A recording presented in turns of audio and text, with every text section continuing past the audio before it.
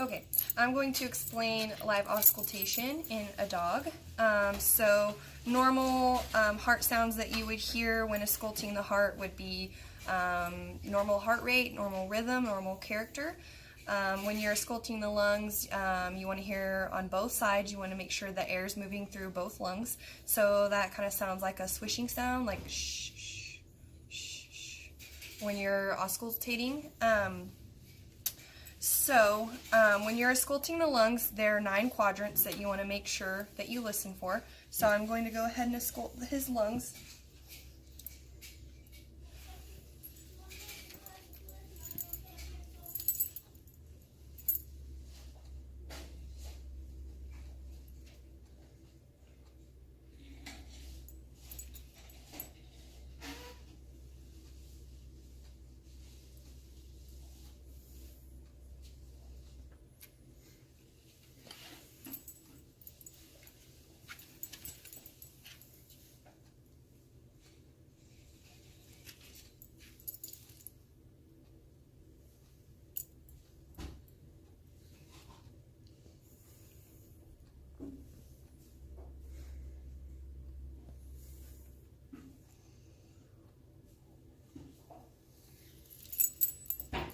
Okay, so his lungs sound normal. Abnormal lung sounds would include crackles or wheezing. Whenever you hear crackles, that can indicate pleural effusion, which is fluid on the lungs. If you hear wheezing, that can indicate that air is moving through a narrowed airway, so that could indicate asthma. I'll go ahead and auscult to the heart now. So the heart should be ausculted on each side of the chest, around the level of the costochondral junction, which is just behind the level of the elbow when the patient is standing, so right about here. So what you want to do when you auscult the heart is you want to make sure you move the chest piece around slightly so that you can hear the pulmonic, the aortic, the tricuspid, and the bicuspid valve.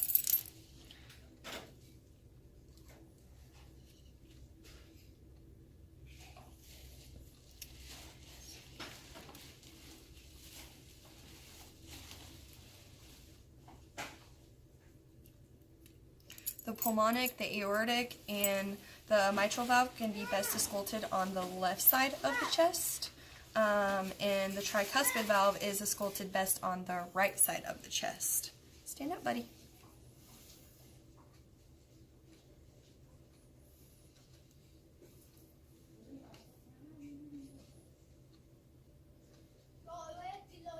Okay, so to determine heart rate, you count the number of beats in 15 seconds, and then you multiply that by 4, and that would get you your heart rate. So abnormal heart sounds, you would hear a heart murmur, which is regurgitation of a valve. You may hear tachycardia, which is a fast heart rate, or you may hear bradycardia, which is a slow heart rate. Okay, so today I will demonstrate an ECG. We have our patient here in lateral recumbency. I'm going to go ahead and place his leads. Okay, so the white lead goes on the right axillary. The black lead goes on our left axillary. And our red lead goes on our left inguinal area. For good conduction, I like to go ahead and place some alcohol here. To minimize artifacts, we would want our patient to be laying in lateral recumbency, and also we would want to make sure they're being as still as possible. So, let's see here. Okay, our patient has a great sinus rhythm. I don't see any artifact, and I do not see any abnormalities on his ECG. I'll get you a closer look. Be still, buddy. Nope. He's got a great heart rate. It's also monitoring his respiratory rate right now. But as you can tell, we've got normal sinus rhythm, and there are no abnormalities in our patient's ECG today. I'll demonstrate how to use a rabies restraint pole. We would use this if we had a rabies suspect or an aggressive dog. So I'll show you while our patient is in the run. This is a very friendly dog. So what you would do if he was aggressive is you open the cage and you kind of want to sneak this in and place this over his head, and then you would want to make sure it's tight over him. You just pull this string back on this side to tighten. So I'll pull that back, and then to release it, you would probably, the dog is most likely going to be pulling on this device, especially if he is aggressive. So using that tension, we would pull this. We could also pull this thing, and we can release it that way as well. So that is how you use a rabies restraint pull. Okay, we're going to get a free catch sample of urine. I've got my ladle, I've got a syringe, and we're going to do a midstream catch. And the reason why we want to do a midstream is because there are bacteria on the outside of the genital area, and so if this bacteria gets into our urine sample, that can cause false white cell count on our urinalysis, and we want to make sure we minimize that if possible.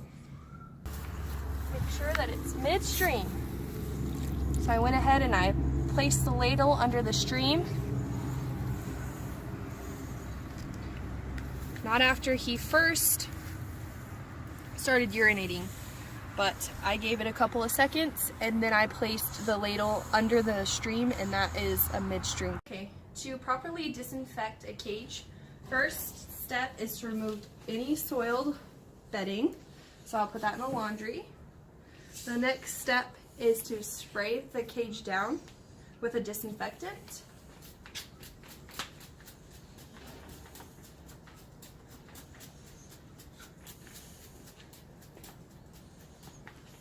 We're going to allow this to set for 5 minutes.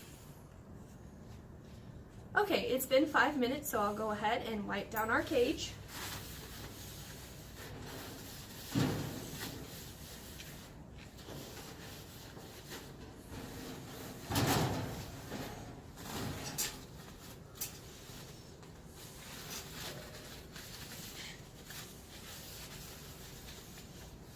And that is how you disinfect a cage. Okay, I'll be performing a urinary catheterization on a male dog.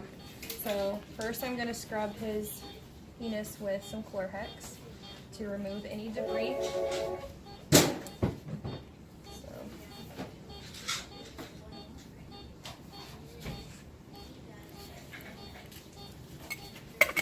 Okay, now I'm going to open my sterile gloves.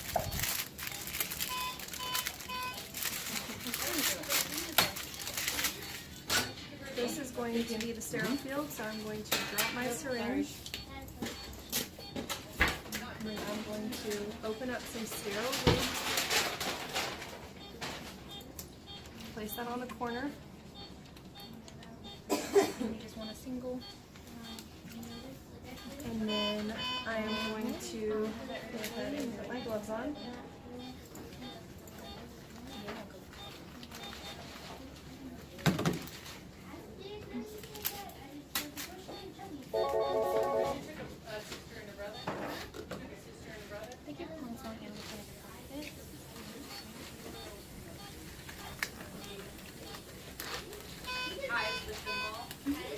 Okay, so Macy's opened our red rubber catheter for us, and I'm going to coil this in my hand so that it stays sterile. And so the next step is to place the tip of my catheter into sterile lube.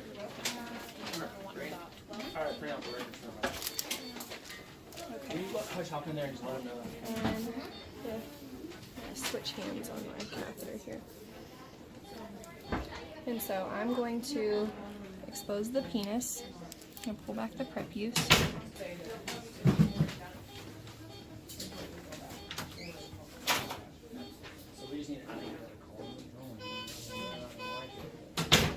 you have medical notes created for these guys? Okay. I'm the worst. And I'm going to take my syringe from my sterile field. What is it, general puppy? Is that the initial puppy?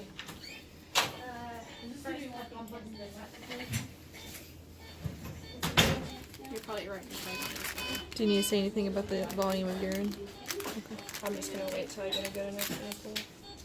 I'm gonna have to place a needle on the syringe and put it in the. Oh, do you need someone to get you a needle? It's okay. Hey, Macy, would you mind grabbing us a needle? One that's sterile. It doesn't matter. Okay, so we got a pretty good sample from our patient. I'm gonna go ahead and remove the syringe. Mace, do you wanna I'm gonna remove the urinary catheter. hold the pink part and twist that part off for her and she'll put that on. Wish I would have pulled that chair out from under you as soon as you sat down. That would not be very nice of you. Okay. I put Justin's if you get Okay, scared. now I'll put Oh, thank you. our sample in our tube. Way we can send it off. We've got spirit, yes we do. Perfect, that's the last I've step. got Macy. I'm participating in a cystocentesis today, and that is where the veterinarian obtains a urine sample via a needle. And so Dr. Dotson does this with an ultrasound machine. So I'll go ahead and proceed.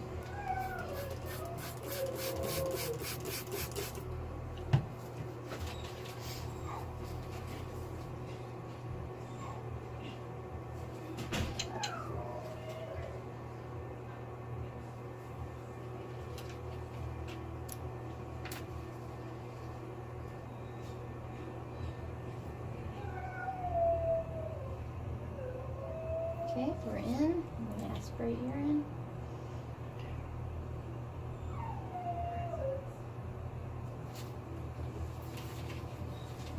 We are going to do a Schirmer tear test, and it measures tear production.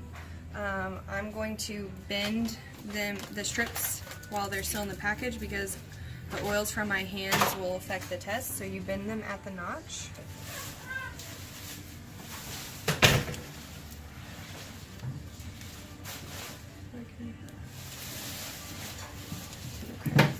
And then we will. Okay, we're gonna lay our strips here while we go get our patient. Okay, so we will evert the eyelid and place our right strip in the eye. And we'll go ahead and monitor this for 60 seconds. And after that, we will see if the result is less than 20 millimeters. We are achieving 20 millimeters very quickly. So he has normal tear production in his right eye. Okay, now we'll perform this on his right eye. And so I'll go ahead and evert his lid. Place this. Okay. And we'll monitor this for 60 seconds. And hopefully we'll achieve 20 millimeters. Okay, so as you can see, we are approaching 20 millimeters within 30 seconds. So he has normal tear production in his right eye as well. It's very important to do the Schirmer tear test before you do any other ocular testing, before you put any drops in the eye. Okay, we'll place refrigerated proparacaine in the eye for ocular analgesia before we perform tonometry. We'll want this to be in the eye for 1 minute.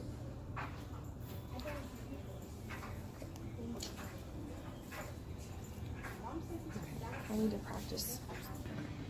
Okay, I'll go ahead and place the protective tip onto our tonometer and our tono pin.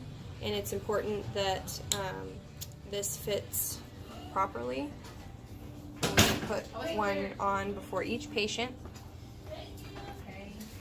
Okay, to perform indirect tonometry, you want to make sure you don't put any pressure on your patient, whether it be on their neck or on their face, to alter their intraocular pressure.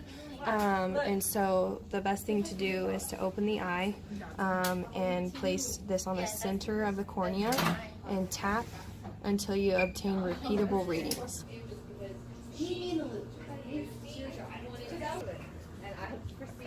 So the number 45 on our tonneau pin indicates that our patient has an intraocular pressure of 45 millimeters of mercury. The 95 on the tonneau pin indicates that we are 95% sure that that reading is accurate. That's a high intraocular pressure, and so we will repeat this value to see if we are correct. Okay, we'll be performing a fluorescein dye test to detect corneal defects. So first, we'll open our fluorescein dye ophthalmic strip, and we'll place a drop of sterile saline on the end, and then we will tap it to each cornea.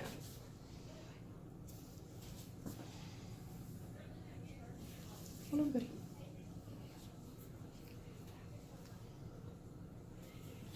Okay, let me. Okay. Okay. Okay, it's important to make sure that the patient blinks a couple of times to ensure that the dye has evenly distributed through the tear film. You can note that the dye is around the eyes. We'll go ahead and examine with an ultraviolet light, and you can see that we don't have any dye uptake In the cornea. in the cornea. You can note that the dye is around the edges of the eye, but we do not have any dye uptake on our cornea. It's important to flush the eyes generously with saline after the fluorescein dye test to ensure that there's no dye in the eyes.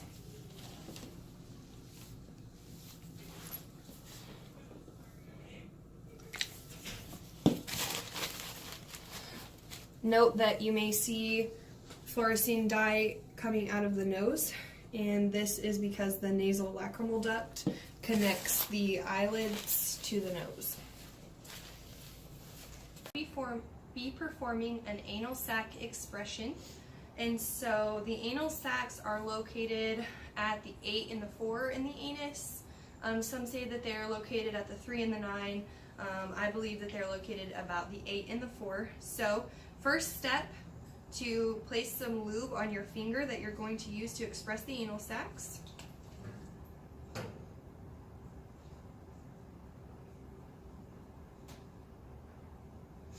Okay. So you want to insert your finger into the anus. If the anal sacs are full, they kind of resemble grapes. If they're empty, which this patient's anal sacs are empty, they resemble the size of a pea. And so I'm going to go ahead and express what I can. What you do is you want to put your thumb on the outside of the anus while your finger is on the inside and kind of milk the anal sac. And they'll express easily. Okay.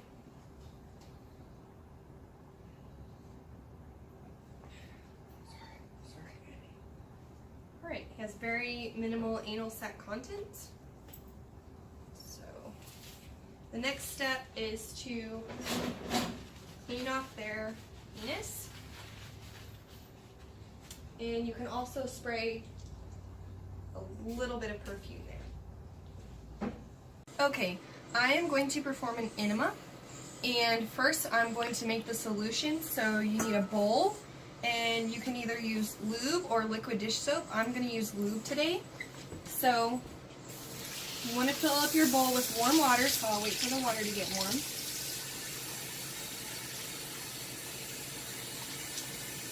Okay.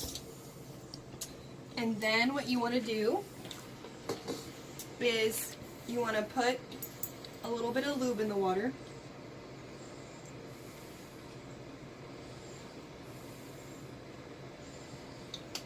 And that way it's easy to administer the enema and it's less painful for our patient. Okay, to perform the enema, I have a large catheter that we will place in the anus to administer the warm lube water. So I'm going to mix this around. And so I need a syringe. So Jared is restraining our patient for us, and I'm going to mix up our water.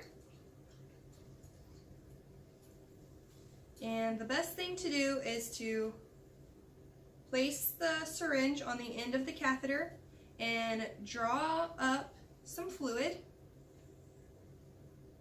And personally, I like to place lube on the end of the catheter so that it's easier to place.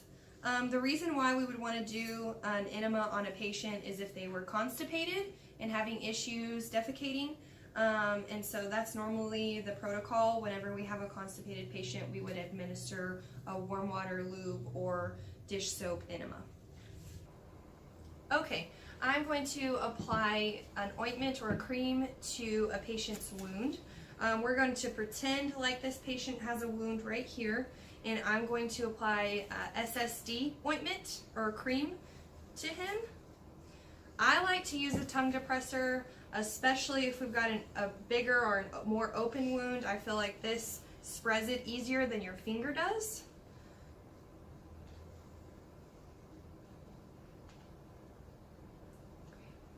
Okay, so we're going to say that this is a wound, and if this is the center of the wound, I like to go ahead and place it and then spread it nice and evenly over the wound.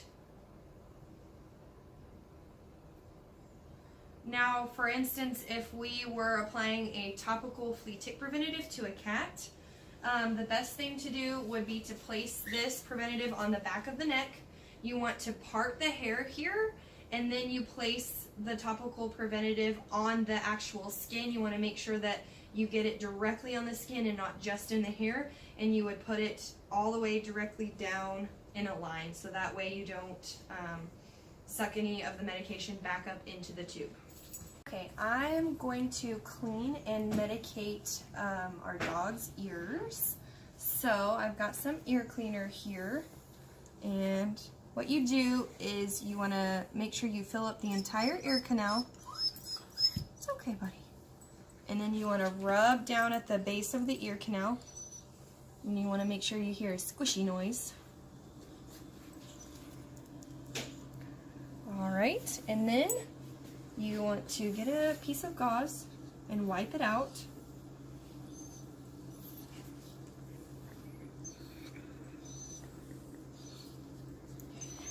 I'll let that side dry while I do the other side. Same thing.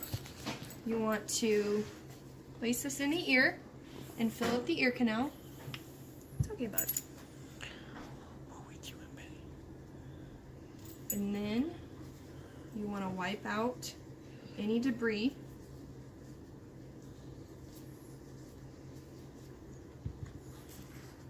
If your patient has quite a bit of debris in the ear, you can also use a Q-tip to get any nasty stuff out. Okay. Sometimes they'll shake. Boy. Okay, now I will medicate his ears with Medamax. And so you want to put the tube in the ear canal and fill it up till you start to see some of it coming out. Rub it in. And then you'll do the same thing for the other side.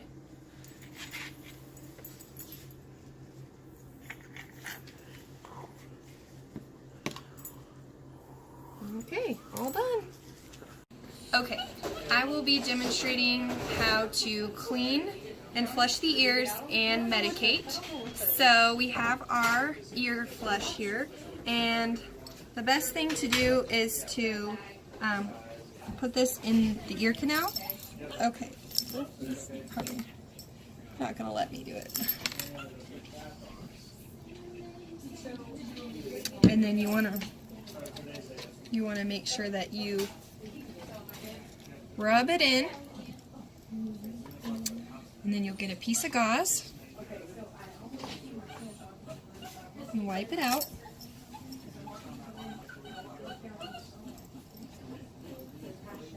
Okay, kitty. And you can also use a Q-tip if you have quite a bit of debris, which this kitty doesn't. We'll go ahead and wipe it out. Okay. Go ahead and medicate them. So this has a long tube on it to go ahead and place into the ear canal. So you'll Squeeze some up until you start to see it coming up out of the ear canal. You'll rub it in. We'll go ahead and medicate our left ear.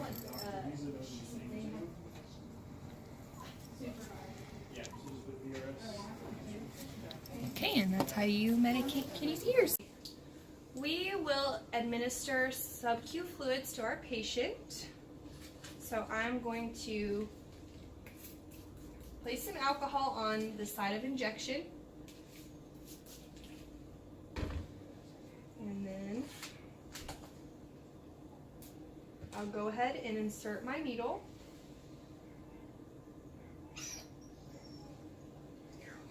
If you'll hold there. Okay. Now unclamp our fluids. And we're starting with a full bag of 250 mils.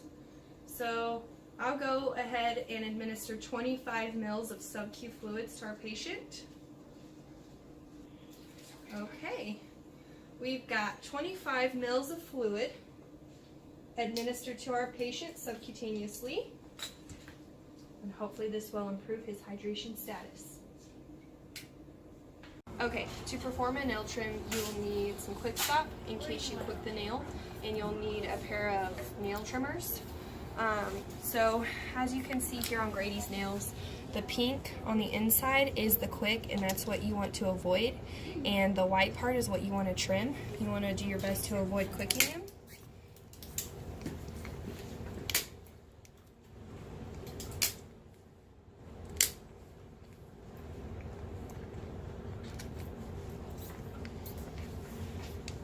Okay, buddy. Okay.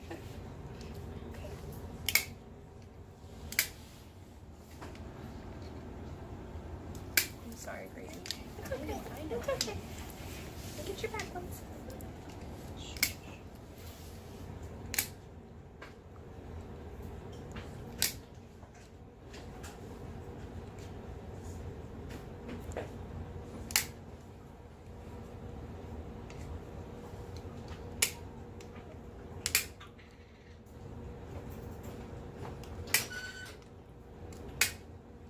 Okay.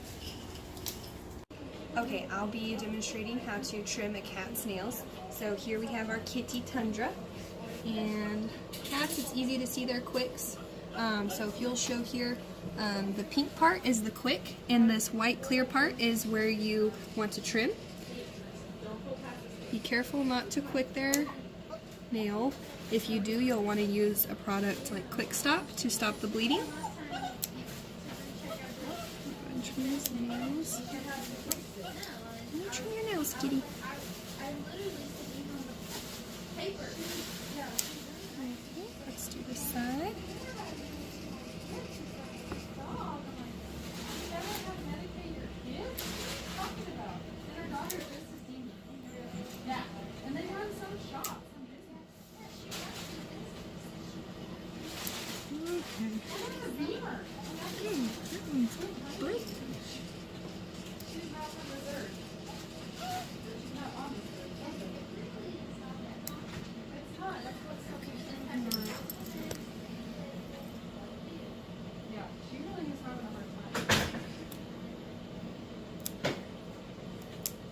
I'm going to demonstrate how to apply an emergency bandage.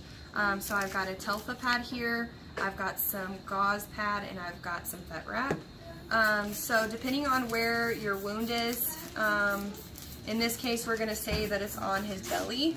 And so I'm going to place the Telfa pad on his belly. This is also going to be a pressure bandage, and so this would be used in the case of a patient excessively bleeding. So when you do a pressure bandage, you want to make sure that your bandage is applying pressure on your wound appropriately, but you also want to make sure that you don't get the bandage too tight. Of course, this bandage is considered a temporary bandage, so we'll take this off as soon as we can repair the wound. But this is just to control bleeding in an emergency situation.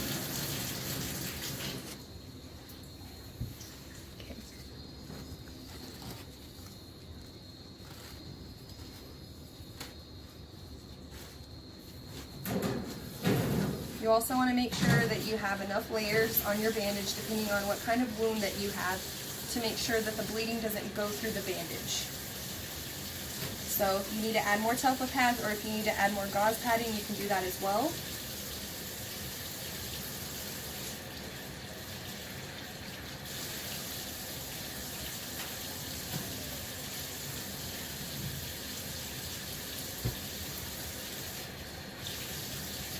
I'm going to wrap this vet wrap on here a little bit snug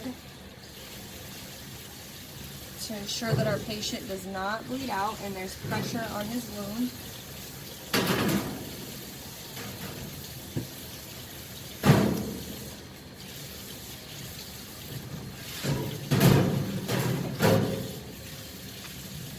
Alright, that is how you apply a pressure bandage.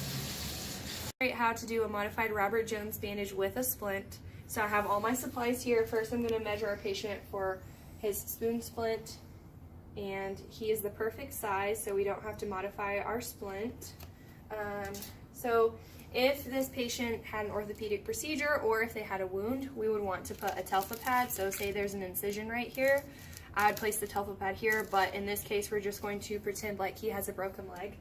So first I need my tongue depressor so that I can make my stirrups. So I'll go ahead and start with that.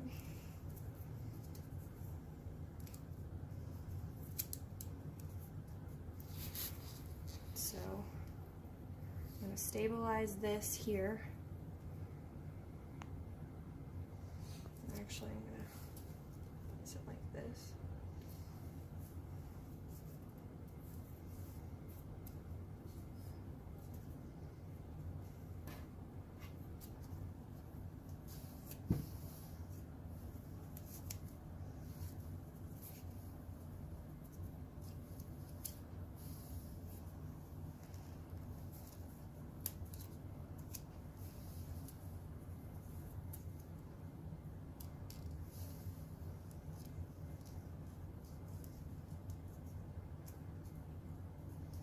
Okay, now I'm going to wrap his leg with some cast padding.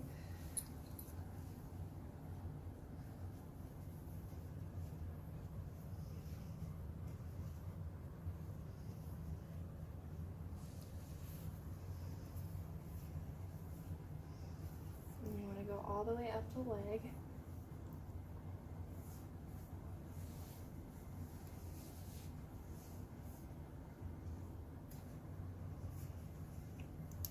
I'll go ahead and place my stirrups. And these are to ensure that our bandage stays on.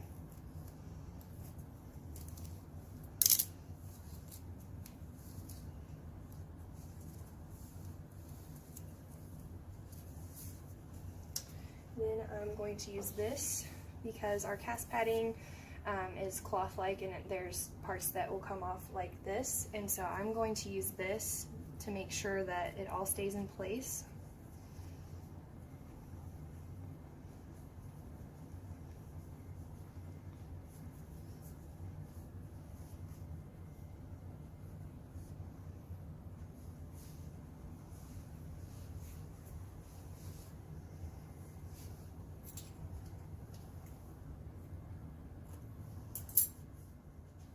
Okay, and now after that step you will place the spoon splint on the patient, and you want to make sure that it's coming down right here so that they have some stabilization in their leg. So go ahead and start wrapping this with some vet wrap. Flip it.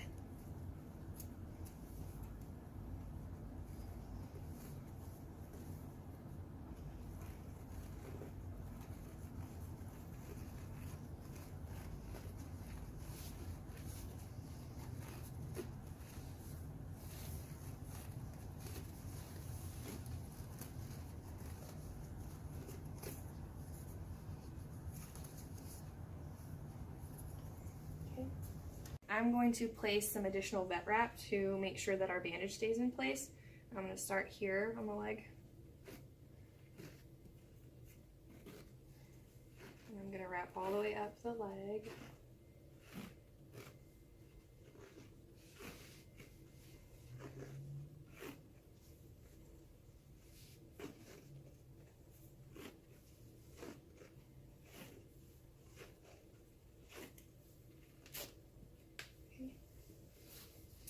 and I'll use some elasticon at the top of our bandage to help make sure that it stays in place.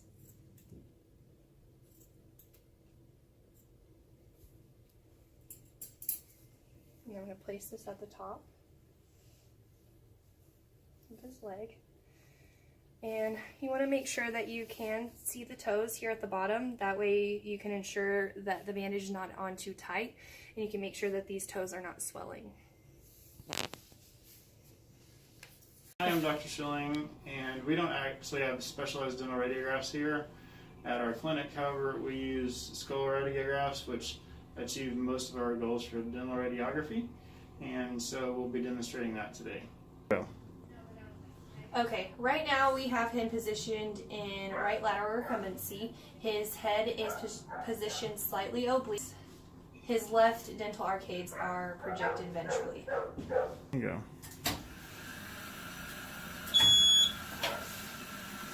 Go. Okay, the technique was given to us by the machine, and we enter that information into our generator. Okay, I'll be performing a dental prophylaxis today, and I'm going to start with hand scaling on this patient. So, you can see we've got some tartar buildup here. Whenever you are hand scaling the teeth, you want to make sure that you don't directly put the point of the scaler on the tooth because you can damage the enamel. So you want to kind of use the side of it. And when you're scaling, you want to scale under the gum line to get any tartar buildup that may be under the gum line. See? Someone sedate Mrs. Dog.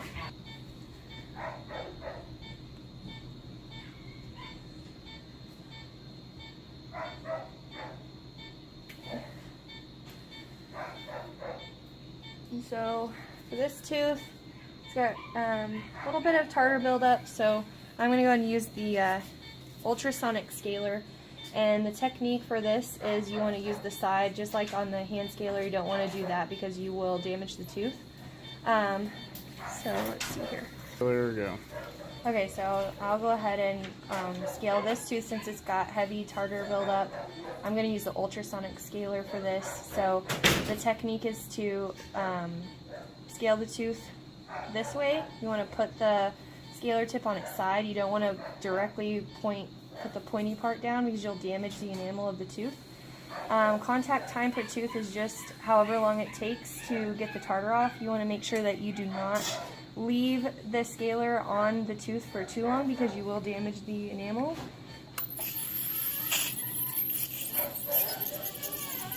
So as you can see, I'm going to go ahead and go under the gum line here and get this heavy tartar off.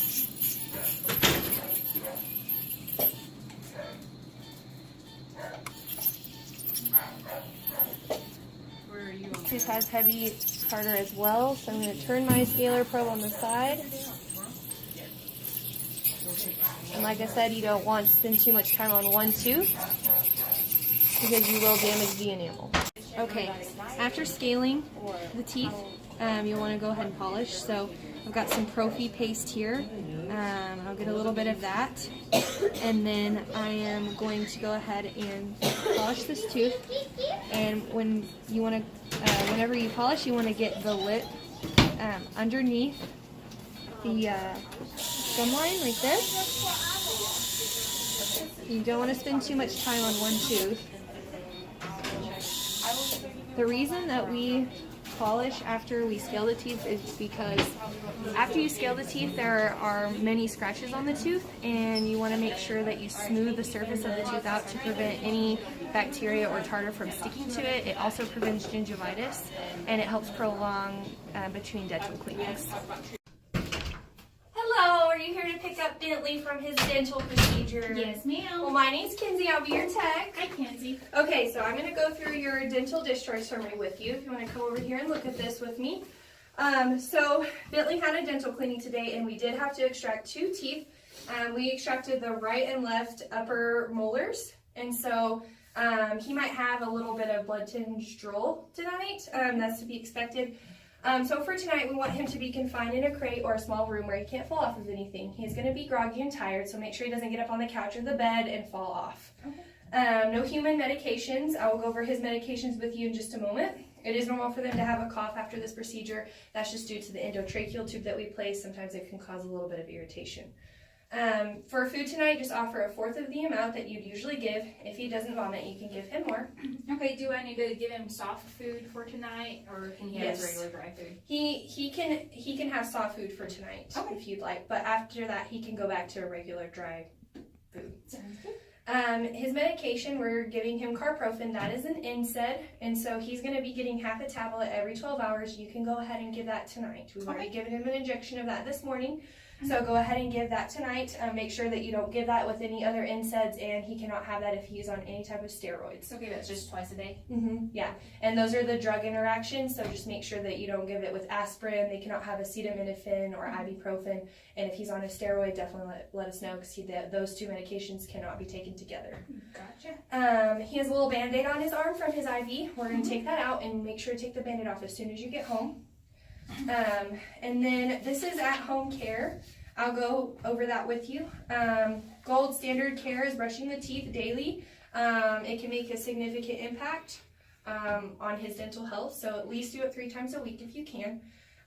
So we do have some oral chlorhexidine rinse that you can buy, and you can use that as just a daily rinse to help prevent plaque Can you just buildup. put that in his water?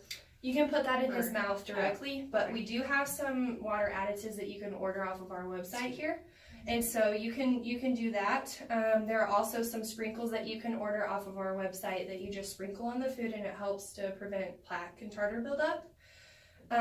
And so the rest of this talks about some food that we have. So we have Royal Dental Enzymatic Rawhide Chews. We also have a prescription diet that's called Dental from Royal Canin that you can also use.